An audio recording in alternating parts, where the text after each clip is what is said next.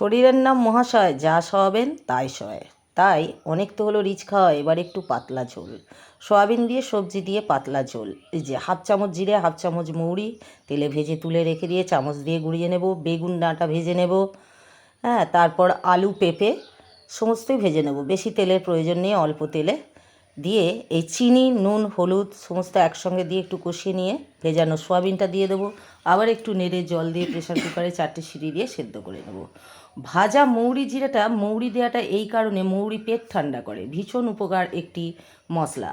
কড়াতে তেল দিয়ে রাঁধুনি 5 ফোড়ন শুকনো লঙ্কা তেজপাতা দিয়ে ভাজা বেগুন ডাঁটাটা দিয়ে ঝোলটা দিয়ে দিলাম, দিয়ে সাঁতলে নিলাম।